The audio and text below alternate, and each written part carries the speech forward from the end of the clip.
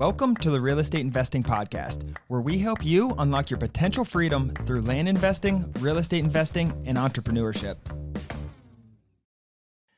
Hey everyone, this is episode 98 of the Real Estate Investing Podcast, discussing negotiating real estate deals in a recession.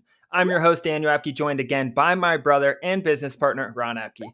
Before we get started, let's go over a question from one of our featured members in our Discord community. Question is, I know you guys talk about buying properties 30 to 45% of what they are worth. As someone who has not started in this business yet, it seems crazy to me. Who are your typical sellers? Yeah, that's funny. It is crazy, and we do it over and over and over again, and it's never really slowed down. There are so many motivated. When you get into rental properties and stuff like that, there's people aren't selling their rental properties at 50%. When you get into land, we have owners where where if we're buying land in Texas, an owner might be in New York who inherited it. That's a very common thing. An out of state owner who inherited it, or even just an out of state owner who is planning on moving to an area. They put 10 grand into land 20 years ago to buy it in a different state with some thoughts that they were going to move to that state, build a house, and they never did it. So those are like it's all over the place as far as people who are looking. Most of our people who sell it to us are making money on the land. They just bought it a long time ago for a decent amount less, and they're trying to just get cash out of the land and just they're trying to liquidate. We sell it to them. We can close in 2 weeks. That's our big selling point. Like, we'll get you your money in 2 weeks, no hassle, anything like that, no realtors involved. Here's our offer. So yeah, as someone who hasn't been in it, Daniel, I can see how it seems. It does sound crazy. It still does, but we do it over and over again, and I don't know. It happens. It still sounds crazy when you look at it from that surface, I think. When you're not kind of in the game, we thought that at first too, and we still hear that comment over and over again because it does sound crazy. But at the end of the day, Ron, there's no easy way to liquidate land. It's hard to liquidate, especially if you're talking people who inherited the land, never been there, and all the other reasons people sell. Like, there are so many different situations we get. They didn't pay $1 for it, Ron. They inherited it. You said they bought it for cheap a long time ago. A lot of people also got it for free, or they've lived in that area a long time and they just know everyone and they got land really discounted 5-10 years ago. And at the end of the day, Ron, just like anyone else, they need money. They don't live on their land. Their land's an extra asset that they have. So when they need $10,000, $50,000, $100,000, and that letter hits at the right time, and they got to pay their kids' tuition or whatever their situation is, or pay their mortgage or pay their car before it gets repoed. That's when we come in, we hit them at the right time, and we get the process done. And it's extremely easy for them, and they liquidate it very fast. But other than that, Ron, that's all I have. Let's get into the show. Negotiation and real estate deals during a recession. So we're going to talk about negotiating real estate deals in a recession. This is a hot topic, Ryan. On our Wednesday calls at 6 p.m., like last night, we had 2 or 3 people bring up how we're adjusting for recessions, Ron. Yeah, and like, from a buyer's perspective, let's just get into the market real fast and what we're seeing. Like, the market is without a doubt slowing down pretty much everywhere in the country. I know, Daniel, you're talk to me about that. Just because you were looking for a house in St. Pete 6 months ago, and I know you went and looked at some houses today. What's the difference in that? Like, as far as how long those have been on the market, the price differences, as we just kind of go over a short market update. Talk about your experience. Pricing similar, less competition on buying for sure. Pricing hasn't dropped significantly. You'll see more price drops because people used to just put it over market and still get multiple offers. People are putting it over market and having to drop down to market value type of things. But the main difference I see, Ron, is buying power. We have buying power. We can negotiate in contracts. We can get different things at closing and money back and concessions and things like that, which was not a thing months. What was that? February. Now we're in October. So about 8 months ago, it is way different. I saw one house today and I was like, this house would not have been around for this long. It was already on the market, I think almost 2 weeks. And it was a beautiful lot, big lot, fenced in yard, nice square footage, nice house, well done, just in a great area. It just wouldn't have been around more than a day 8 months ago, Ron. Yeah, and that's the same. That's crazy to hear, but it has happened fast. And when you raise interest rates, I think this is one of the fastest they've ever raised interest rates. I could be wrong, Daniel, but I remember seeing that somewhere as far as how fast the interest rates have rise. Naturally, people cannot afford the same stuff. And I mean, we're seeing that same stuff in our market. Like there are not as many buyers out there to buy our land, but there are not as many buyers out there doing what we do, trying to offer prices. And in this market, people are going to need our money more than ever in terms of sellers needing to liquidate their land. So I think as a whole, I think that's it. Like, I don't think prices have been hit too much in many areas. And from what we're seeing in land, I don't see that. But there are less buyers out there. You are going to have less competition for your properties. So you need to, I've seen that a lot in land, Daniel, where I have to be, when I'm selling a property, I need to be more lenient on terms. I need to give them some terms that make them feel a little better, just like you kind of saw when you're looking at this stuff. So that's interesting, kind of tying that back. Buying power is becoming stronger than selling power at this point. Inventory is also rising, Ron, because properties aren't selling as fast. Although, if you look at the days in this and where I am currently, if you look on days on market, it's still very, very, very low. For houses, I think it was like 14 days on average, which is still almost as low as it's ever been. But we're at a point where it's flipping from sellers having all the power in such a hot market, choosing who they want, choosing their cash offer, having 20 offers on the table the first day type of things. Now to the buying power, less people, less money. Money's more expensive. So everything, there's just going to be less money moving in the economy, Ron, at the end of the day. For sure. And yeah, I think it's going to get worse before I don't want to say worse or better, I guess, but the market is going to lean towards a buyer's market more than it is right now. Like it's going to keep going in that direction. If you're interested in selling your house potentially in the next 2 years, or like you're thinking about putting it on the market, I would probably put it on the market now instead of 6 months from now, because it's not going to just flip like that.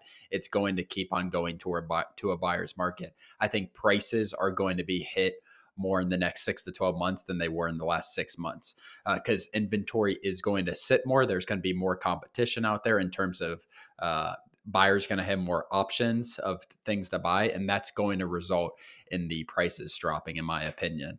But going on to that, Daniel, let's just talk a little bit about like you're trying to buy a property from a seller, direct seller, no realtor involved. What's kind of like when we do this, we want to gauge their motivation. Let's talk a little bit about that. You need to, when you're trying to buy off market deals, negotiate off market deals in a recession, you have some buying power as the buyer. Talk about kind of those talks with the buyer, I guess you say, or with the seller, Daniel, and how you kind of go about that.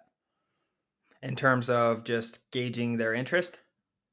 Yeah, so you're trying to buy a property for off market property directly from a seller. How does that kind of look right now? Maybe how it looks right now versus 6 months from now. But yeah, gauging their interest, trying to feel out their motivation, stuff like that.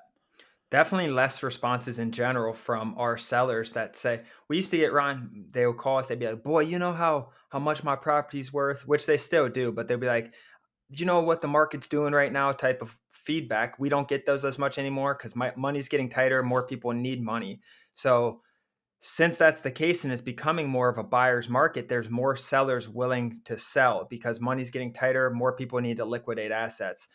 And we just got a deal, Ron, from we sent them a letter 4 months ago. It was closed out in our system. I went back and read those notes yesterday. It was closed out, deal lost, right? And I read through those notes. They just weren't interested in selling. They had other offers, whatever happened. We let them walk. They said they had two other offers higher. We're like, whatever, we can't go up. We let them walk. 4 months later, here we are this week, the week of October 17th or whatever Monday was. They call us back and we get it under contract. There's more situations like that. I think every lead needs to be stored somewhere you can touch them again. Don't just send them one piece of mail and forget about them. Someone who didn't need money 3 months ago might need money now. And I'm very straightforward as a salesman. When they call, typically they have some sort of interest if they're calling you back, Ron, in my opinion. They have some sort of interest. Maybe they need more money. You have to gauge their interest somehow. Try to figure out the root cause. Maybe, I mean, don't ask them why they need the money, Ron, but you have to ask them as many questions as you can to try to figure things out, try to figure out what they're using the land for, what they bought the land for. Have they ever been to the land? Do they have any kids? Because a lot of times their kids want to buy the land or inherit the land from them. There's a lot of things that go into a seller's motivation, Ron. But at the end of the day, if they're calling you, there's some sort of motivation. Yeah, and I think keeping those notes, like you said, and being able to hit them 4 6 months down the line is an important thing because you gauge their motivation in that first call. You're not going to always, and I try to get this.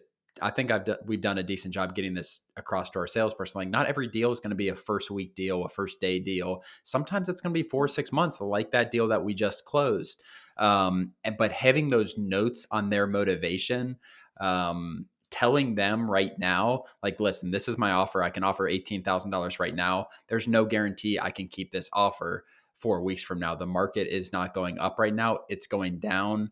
Interest rates rise, my offer price to you is going to go down. If you're interested, if you're not interested, I understand. We can touch base 6 months from now and see where we are, see what you're looking for. If not, like, if you want to move forward now, this is my offer. So I think there's more negotiating that's going on now because they're still going to want a lot of money and they're still going to try to push you to go higher. But you have things when the market keeps on going up and up and up, they're saying they're going to wait.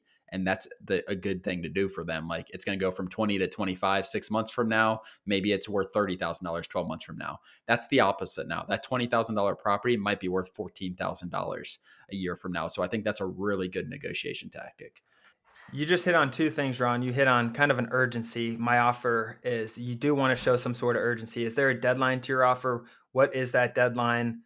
Hey, we can offer $20,000 today with interest rates rising. Cash is getting tighter. I cannot promise you I can keep that for the week. Can you please let me know by Friday? Our offer is going to, as interest rates rise, like Ron said, our offer is going to drop.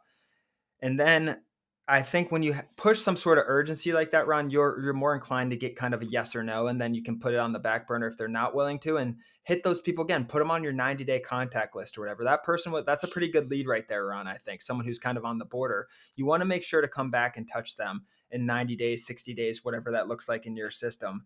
But at the end of the day, Ron, yeah, just hitting them on urgency. I really like that comment you made. Yeah, I think it's huge. Like, especially in this market, like as we're in a recession. As we're in a recession, like the rates are going up and the prices are dropping. And that's just a straight up conversation. It's not like we're guessing or anything like that. That is what's going to happen. The Fed has already said they're gonna continue to raise interest rates until they can control inflation, which they have not been able to do up to this point. So using those tactics, and the great thing is, if we buy it for 20,000 today, we're putting that on the market 2 weeks from now. We're not going to be, and that's a question we're getting so much, Daniel. Like, how are we changing the way we do things so quickly? It's not going to change much. What is going to change when we have those follow up phone calls 6 months from now and we tell them, I told you so, here's my new offer, which not in like a I told you so way, but it's just a reality way. Like, this property is not worth that anymore. I'm sorry. But as far as like us buying something for 20,000 right now, when we think it's worth 42, we're going to end up posting that for 42 and selling it for 40. The price isn't going to drop to $35,000 in that short of a time frame. But going on that, Daniel, and it's something that you have to beat this into your salespeople's heads as you hire and scale. Like, not every seller is perfect for us, like a great fit. They don't have motivation to sell it. They're fine holding for 10 years. They have in their mind, like, it's okay. My property might go down the next 24 months, but over the next 10 years, it's going to be worth double what it is right now. So being able to pass on deals, Daniel, you want to touch base on a little on that? Because I think they knows you being able to say no to a deal is just as valuable as you saying yes, if not more. And going off that, Ron, kind of touching on both these points, evaluating sellers' motivations, like over 50% of our sellers come to us and ask for more money, right, Ron? Over 50% of our sellers come to us and ask for more money, I would bet. And of that, I bet you we only give 25% of them more money. What I'm trying to go here is just let you guys know, just because they're asking for $19,000 and you offered them 15 doesn't mean they need that $19,000, especially in a market where money's getting tight. If I got a letter in the mail asking for selling my property for 15,000 and it had a number on there, I would call to ask if I can get 20,000 or whatever. Just being me, knowing I have that 15,000 in the back of my head, I still want that money. but then you have to be able to gauge their interest on the fly. Do they actually need $19,000? Is there a reason? Sometimes they'll tell you, I bought this for 19, I ain't losing money on it, or whatever that situation is. So you have to gauge that interest. So that was more touching on the last point that I wanted to bring up, Ron. Be okay with sticking your ground, meeting in the middle. Stick your ground, though. I try to beat that in our salesman head. Tell them, hey, listen, obviously this is going to be more you guys doing this than actually having a salesman. But look at it like they will take, you can always go up. It's hard to go down. You can always go up. It's hard to go down. Stick your ground, see their reaction, call them back if you need to. Just kind of, you got to play it by ear, in my opinion, Ron. But okay, let's go on the be okay with passing deals, because this is something that as money gets tighter, you want to buy good properties. That's another thing that our members, I'm really trying to preach to our members. Like, it's okay to walk away from a deal. Don't get all excited over one single deal. Don't get down over one deal. There's so many deals out there, Ron. There's so many deals out there. So much land out there where people want to sell it. Don't get frustrated walking away from a deal. You have to be okay with it. There's so many more deals. You want to buy good land at a good price.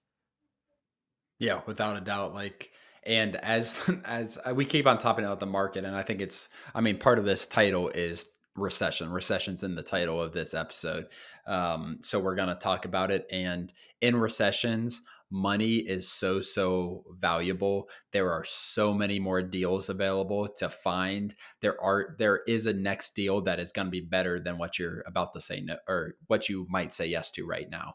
It doesn't mean say no to every single deal and just wait for the best deal possible, but you'll know when you know. If you're questioning it, you reach out to Daniel and myself, or you put it in our Wednesday call, and we're like, I think this is a little too expensive. Either negotiate down and make it a yes deal without a doubt, or say no and follow up with them 6 months down the line. And the next deal will pay off for itself. And I think it's just the value of saying no to in these situations. You don't want to have a property that you're holding for 6 months and you are fighting to break even. You're fighting to make a couple grand. You want those properties where you know damn well, like, there's no chance that you're going to lose money. And the worst case scenario is you're making $10,000, $15,000. Exactly, Ron. And what are we doing to combat the market in the recession, or the market that's cooling really, really fast? We are buying better properties at a better price at the end of the day, which pretty much is saying we're passing on deals that don't fit our criteria. We're getting more strict with our current criteria, period. If we have great land at 40%, we're going to be able to sell it. If we have very bad land at 40% that might have some defects and it's going to sit on the market a long time, we're not passing, or we're not buying that deal around. We're just really, really strict. If you look at our portfolio right now of properties and all of our properties we have for sale, there are some really, really, really nice properties. Beautiful, a lot of road frontage, flat, ponds, lakes, good attributes on them, good road access, easy to get places, neighbors. Like, it's just, we have really solid properties. And I think that's the biggest thing we're doing to combat the market, Ron, is just buying nicer properties. Yeah, without a doubt. I think and that's what we tried to, like, in our education when we're teaching people down in the 30-day challenge. We tried to kind of lay it out for you guys and keep updating our modules and stuff like that. Because as the market changes, strategies change so much. But yeah, I mean, I think that's the biggest thing, Daniel, going into that is just buying better properties for better prices. The good properties on the market are going to sell. They're going to sell pretty normal. The bad properties or the defected properties are going to take some time to sell, and then you're going to be fighting to make any money. If you do buy a defected property, or a property with that isn't perfect, which you're not going to always buy perfect properties, but a defected property, you need to make sure you are buying it so cheap that it's just like crazy to say no. Yeah, absolutely. That's all I have. You have any last comments, Ron? No, I think that was really good. It's hopefully you guys can use some of these tactics. I think we actually were pretty, usually we're more informational. I think we were pretty tactical in this one, Daniel, where we kind of gave some things that people can take straight to their business and utilize them in terms of negotiating. Yeah, I hope you guys all got some value out of that. But everyone, thank you again for joining. If you guys have not already, please leave us a review on Apple Podcast. Apple Podcast, it really helps our business grow, and we really, really appreciate those reviews. Thank you for joining, and we'll see you guys next episode. Thanks, guys.